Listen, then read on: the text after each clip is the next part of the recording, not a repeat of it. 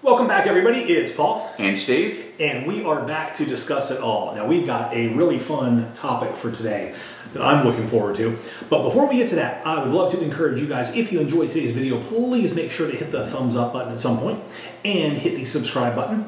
That will make you a subscriber here. Hit the notification bell so that way Google will let you know when we post a new video. That would be awesome. And if you ever have a suggestion for us or a question for us, please leave those down in the comments below. We would love for you guys to join the discussion and be a part of the community. Absolutely. We love interacting and hearing your questions as well as your suggestions and putting them into practice. So a lot of our best videos have come from recommendations that you've given to us. So make sure you drop those down there in the comments. Yep. All right. So what do we have for today? I'm excited about today. We talk a lot about music and movies, and today we're talking about television. Yep. So we like television. We grew up in the age of sitcoms, and so today we're going to talk about our favorite sitcoms of all time. So what sitcoms that we like, that we have watched, that if we have a chance to stream them over and over again, and we're going to binge watch some sitcoms. What sitcoms are we going to watch? And there are a lot of great ones that are out there. So I'm interested to hear what your list is and how it compares to mine. It was tough narrowing it down to only 5. But it was. There's a lot to choose from. So yeah, I'm going to be interested to see what your list is also. So did you want to go first today? I'll go first. No, okay, great. So I'll start. I'm going to start with one from the 1980s. Okay. And it started in the late 80s and then into the 90s, and it was a song, a sitcom that was built off of a previous sitcom of Cheers. And regularly some of the characters from Cheers would show up on this sitcom. And my wife and I, Ginger, when we first got married, we watched this every Tuesday night. Okay. And really enjoyed it. So I've gone back to it a few times on streaming services and watched through the whole series again. And that is the show Wings. Wings, okay. Wings. I really liked Wings. So it's set on Nantucket, a little island there in Massachusetts, or off the coast in Massachusetts. And it all is centered around an airport.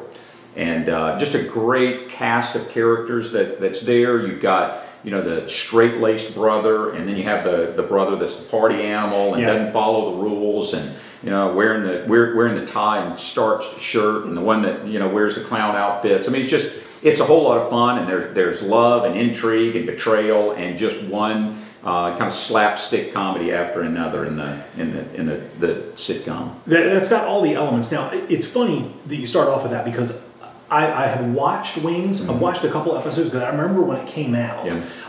But for whatever reason, it just never connected with me immediately right then. And I feel like there was another show in a competing time slot, because this was back in the era when if you wanted to watch something, you had to watch it. You picked that show. You picked that one. That's right. And so I feel like it just didn't win out over something else. And I feel like it might have been Beverly Hills 90210. Could have been. Or something like that. Could have been. That Shannon and I ended up watching instead. But I remember seeing 1 or 2 episodes of Wings and saying, "Oh, this is kind of cute. This is kind of good." Yeah. But it just lost in the battle of TV time slots to something else. I can't remember for the life of me what. No, you had to pick which show you were going to watch, and if you really liked that show, you didn't have a chance to see the other ones because you weren't going to miss it. Right. Because if you missed it, it didn't come back on again. Yeah, I mean, you could record it on a VHS tape, but it was never the same. It was. That was tough. Yeah. So okay, that's a great first pick. Wings. That's a good pick. I remember watching a couple episodes and liking that, but like I said, I just never got into that series. Yeah. Okay, so I'm going to go with a show strictly from the 80s, and this was a show I dearly loved in the 80s, and for a number of reasons. And that's going to be Family Ties. Oh, yeah. Oh, I love that. I watched that with my mom and my little brother a lot. I can remember the entire cast of characters. I could name them. I could name all the actors. I just remember, that soft painting, portrait thing going on during the intro, and they would do the cast of characters. That introduced us to Alex P. Keaton, of course, who my hero. To me, as a boy, he was my hero. Now his ideas are kind of whack. That's right. Yeah, we're not watching him now. Now I'm identifying a lot more with the parents than I am with him, and that was kind of the cool thing to me is that show really showed a generational gap, like a generational gap where the philosophies of life were different. Yeah, absolutely. And now, as a parent, being maybe Michael Gross and Meredith Baxter Burney's age, who were the parents of that show, now seeing that same generational gap between me and my kids. I know, that's right. And that's really interesting, especially because my kids are now Alex's age during the show, young adults, and just kind of that it's not battle of the culture, it's just a different outlook. No, that's right, and it really is his parents, Alex's parents were these former hippies, and they were left-wingers, and then Alex, the extreme right-winger, always wore his tie, economics person, and I wanted to be Alex. So did I. I mean, who didn't, right? Yeah. And I remember even wearing a tie and a coat to school so that I could look like Alex Keaton. And it's funny, I went back and watched them on Amazon Prime recently, a couple of years ago now. Family Ties was streaming, and so I watched them again and loved them. And there's one episode I remember that to this day just stands out in my mind, and it's when Nick, who was the boyfriend of Mallory, who was not very bright in the show, they went out to eat, and they were at a French restaurant. And so he was trying to be a little upscale, and he asked the waitress, the server said, how do you say, I want to learn some French words. He said, well, how do you say croissant in French? And the server said, you say croissant. And he said, so then he said, I'll have a croissant, and I'll have milk, or as they say in French, milk. And so anyway, it just stands out in my mind. There's the guy, as they say in French. And in our house, that statement comes up regularly. As they say in French, and we just have a laugh. That's awesome. Sure does. So. That's awesome. So yeah, I still remember there was a lot of cameos in Family Ties. And Tom Hanks had a cameo episode, which was a very touching episode. Yeah. But yeah, just to me, that was almost like an ensemble cast. It was. Because, Justine Bateman was Mallory in the show. Michael J. Fox as Alex, who, of course, was the most prominent member of the cast. Of course. But yeah, just a great show. Yeah, and I don't think they could have chosen a better actor than Michael J. Fox for Alex. Oh, I don't think so. Yeah. So great. That's a great pick, and certainly one of my favorite sitcoms of all time. So I'm going to come a little more into the present. Okay. A little more recently, even though it's been a long time now, but it seems like a more recent one, and that is Arrested Development. Oh, great show. I love Arrested Development for a lot of reasons. I like it not just because the humor is fabulous, and there's all sorts of sarcasm all through this, and it's kind of built on that sarcastic humor, but the way that it's written, particular punchlines to these jokes carry themselves through the season. Yeah. And the more you watch, the more you get these references. It becomes kind of cross-references and almost intertextuality from one show to the next. And the writers of that show did a fabulous job. And then, of course, the actors in the show are amazing. Just a great cast of characters. And Justine Bateman appears from time to time in the show. Makes her appearance as well. So anyway, in a lot of ways, it's like those earlier sitcoms where you have the storyline carries through and references and the jokes that go back and forth. Oh yeah. Like there's always money in the banana stand. Always money in the banana stand. Yeah, that's a great show. Yeah.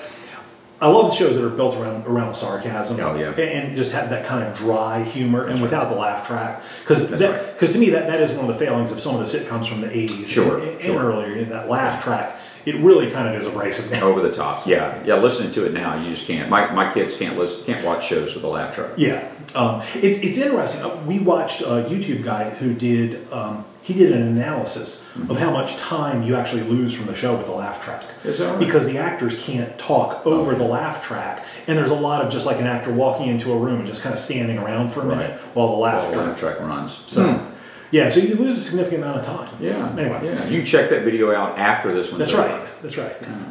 Okay, so for my next one, I'm going to go with a newer show, and that's going to be The Goldbergs. Oh yeah. Okay. So and specifically, I'm going to say Arrested Development would fall in the same category.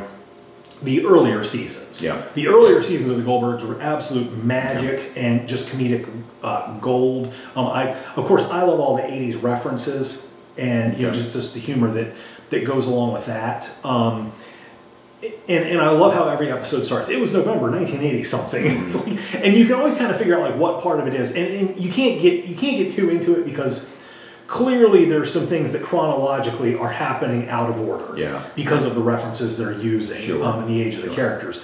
But that's just again just a really great show with over the top mom in the 80s. Just taking everything that moms did in the 80s and just turning that volume up way past 11 to the point where it's just over the top absurd. And then of course, you know, the kid, I can't remember his name now. Anyway, the main character, you know, who I think it's neat that he actually did go on to become, you know, to fulfill his dream of becoming like a director and in the movies and stuff. Is that right? So, Paul, I have never seen the Goldbergs. You will love the show. Well, now that you've just mentioned it, how have I not seen this before? Well, it's a show. It's a more modern show, so it's only been on for I think 6 or 7 seasons now. So of course, again, we're just in that era where I don't think you've got cable. Yeah, so I don't watch TV. I just watch streaming. And so we were in the same thing. We just happened to catch an episode. We were on vacation, and I was waiting for Shannon to get ready. Okay. We ended up catching the first episode. Yeah. And we're like, this is great. And so when it came on streaming, it was like, well, we got to watch this. Well, how about that? Well, I'll be watching it soon. Yeah. Ginger, I know what we're doing this weekend. There you are going to love it. You're going to love it. Now, you're going to love the first probably 4, 5 seasons. Okay. Season 6 and 7 kind of get weak. Every sitcom jumps the shark. Yeah. So well, I'm a little disappointed that we've been friends for this long and you've never told me about the Goldbergs. But you wanted to surprise me, didn't you? I thought you'd seen it. No, I understand. So I'll watch. You're going to watch it now. You're going to love it. Okay, that sounds great. Yeah. Right.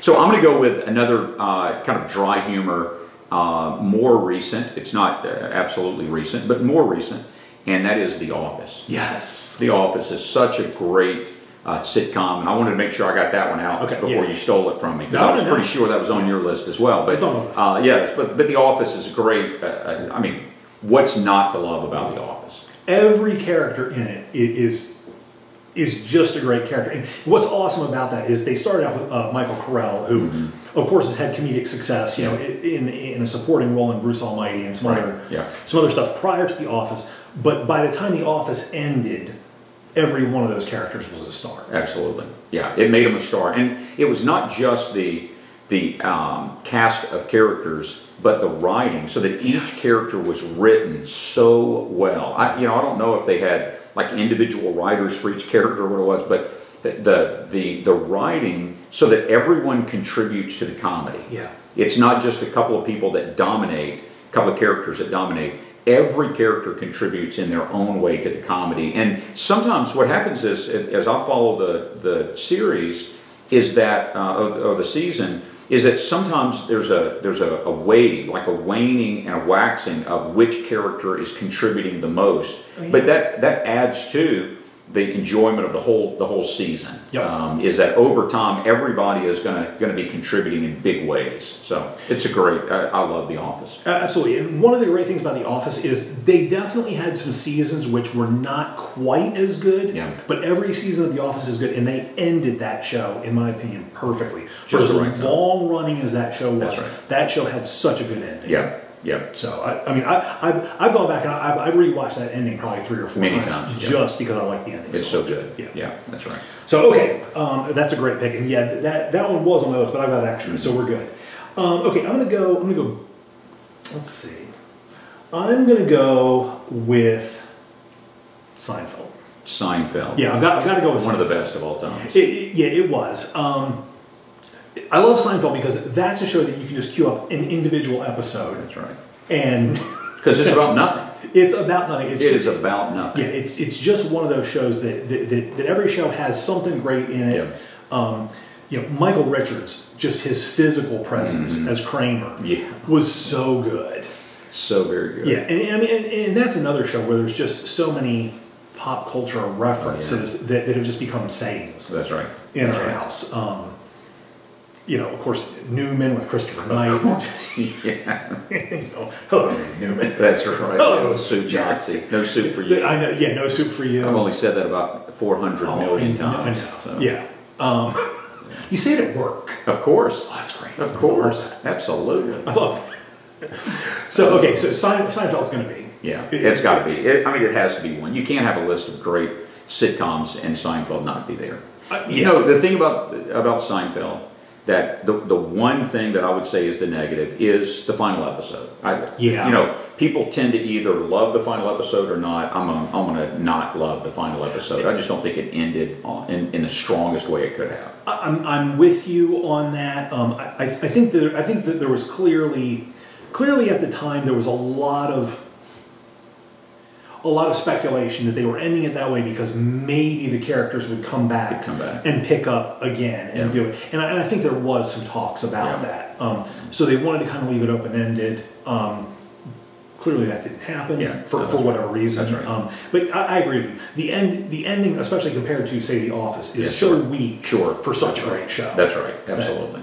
It just doesn't make a lot of sense. That's a great, what a great show, though. Yeah. Oh, yeah. Oh, fabulous. Yeah. In every way. All right, so my next favorite sitcom is going to be, and it's related as well to Cheers and to Wings, and that's Frasier. Yes. I loved that show, Frasier. That's another one that I've gone back and streamed in recently over the years, and I kind of get these kicks where it's okay. This is going to be I'm going to watch all of this. So I'm going to watch all of Wings through, or I'm going to watch Seinfeld or The Office or whatever. And Frasier is just one of those that it is hilarious. I mean, it is just there's physical comedy.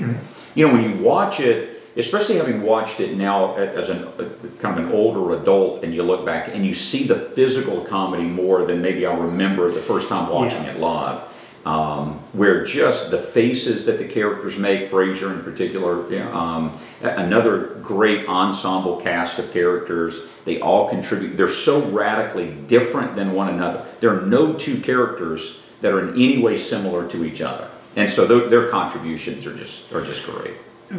They are. I mean, we could do videos on like the top 5 episodes from any of these series. Right. My favorite Frasier episode is the one where the father ends up endorsing a political candidate, and so Frasier and Niles end up endorsing the opposite candidate, who ends up having some far out beliefs. Believes in UFOs and has seen a UFO. It's one of the best episodes of all time, and they are humiliated. Because of course Frasier is a psychiatrist. He's the same child. Of course, that's right.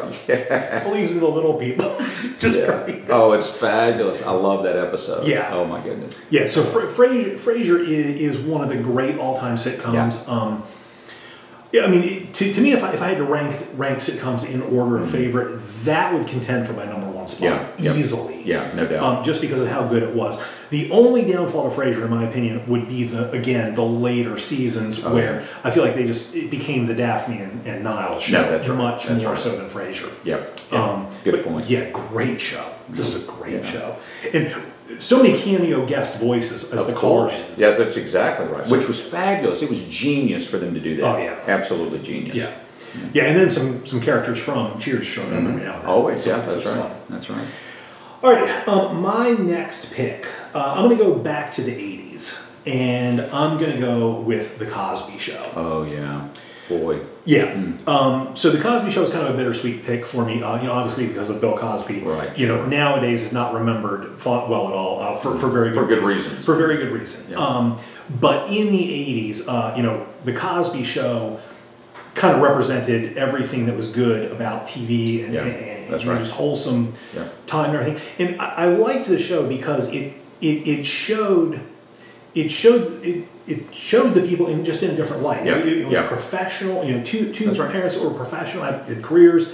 The kids were all reasonably well behaved. Got into some mischief, of course, but no outright criminal activity. No, that's right. Yeah. And it was about these parents who were loving, who were trying to shepherd these kids through adolescence and teach them some lessons. And again, we're talking about some episodes here. I really like the episode where Theo decides he wants to be a bus driver.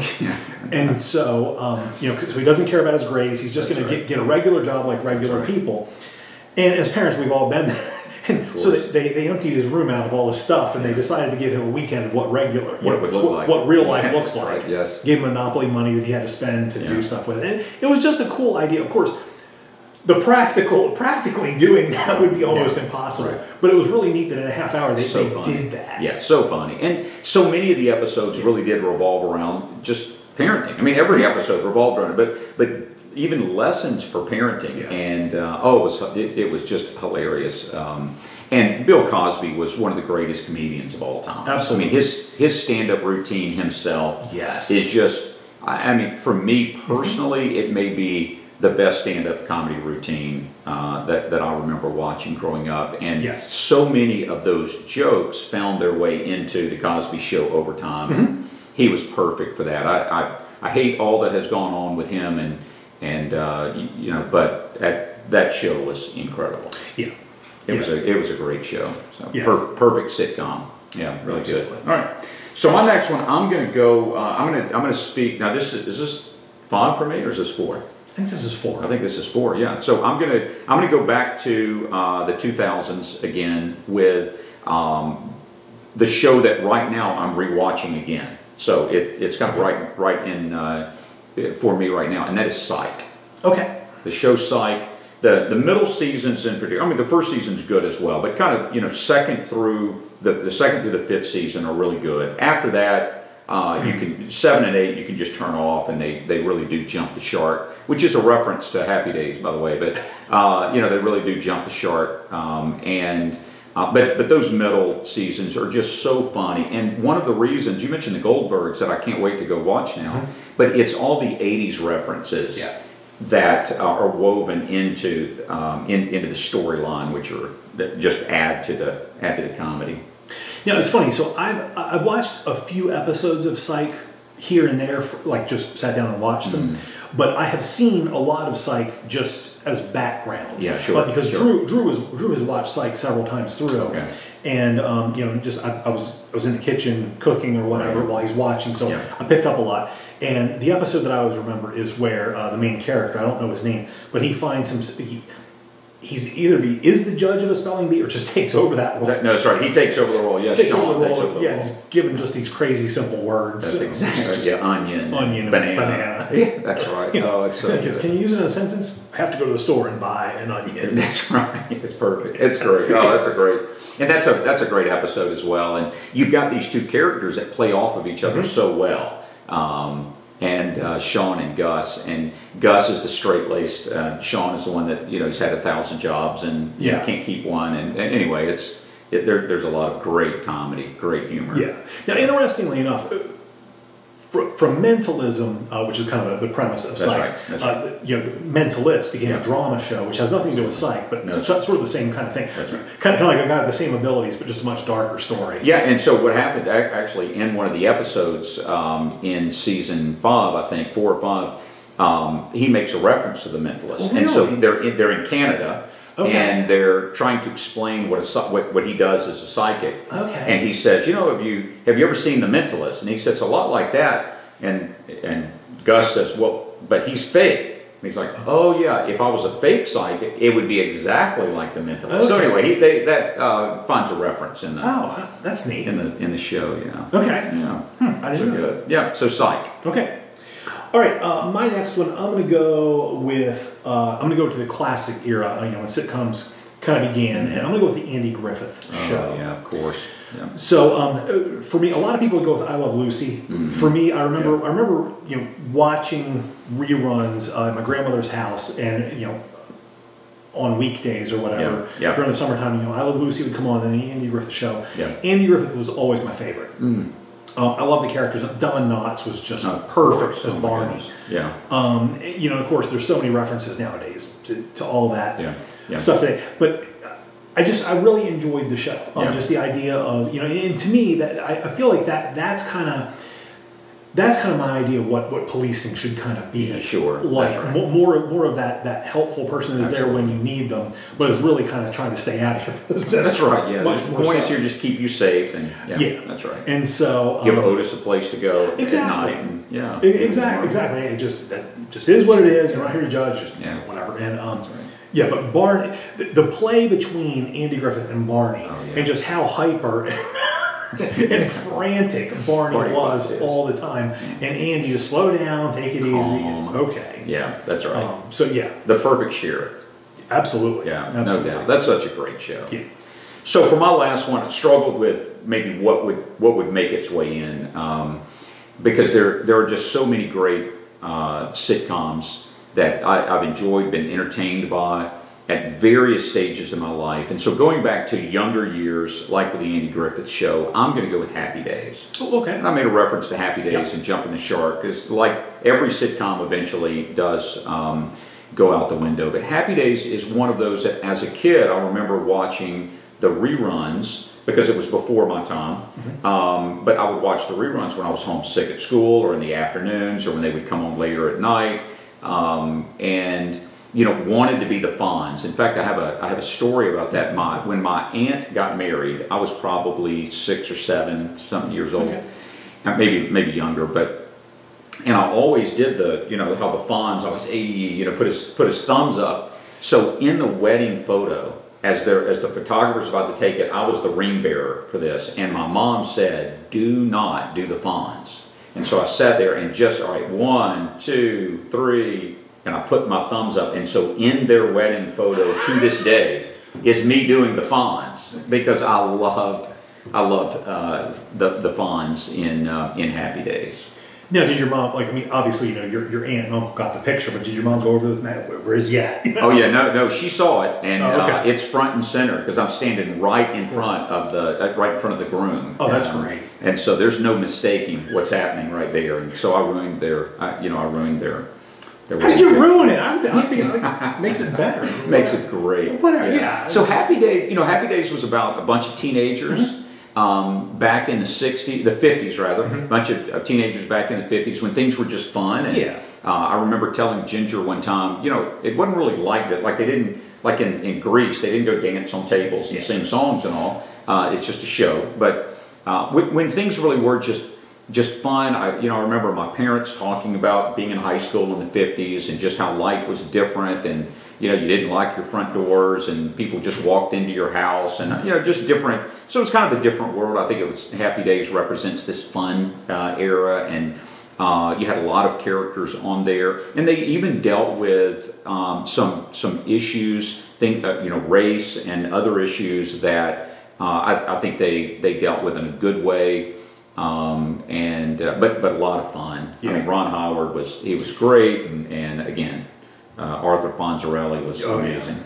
It's neat, Ron Howard's journey, because of course he was Opie on the Andy Griffith Show, and then I forget what was the character's name on Richie. Richie. No. Yeah, Richie Cunningham. Yeah, Richie Cunningham. On Happy Days. Now, of course, he's one of the best directors of all time. Yeah. So Arrested Development. He was the narrator and the director. Yeah. That's right. That's right. I forgot about that. That's right. So he's showing up a lot. Ron Howard must be one of our favorites. He must be. We didn't even know it. Yeah. Okay. So Happy Days is a great pick. It's interesting. You mentioned Happy Days and you mentioned Grease, because they're both nostalgia pieces. That's right. Of kind of romanticizing the 50s. That's right. Absolutely. So that's kind of neat. Yeah. All right, my last pick. It's interesting because we shared so many picks in common. That kind of makes room for this one. And that's going to be another more modern show. And again, this is one where the first few seasons are really strong, and then of course it's getting a little bit weaker. And that's American Housewife. Oh, and that's a show that's still on now. That's another show. If you haven't seen it, I haven't seen it. It's another great show. Yeah. So that premise is, it's basically a middle class family, with Peggy, who's the main character, the American Housewife. They live in this really, really rich area of Connecticut. I think it's called New Haven, Connecticut. Okay. I think that's the name of it.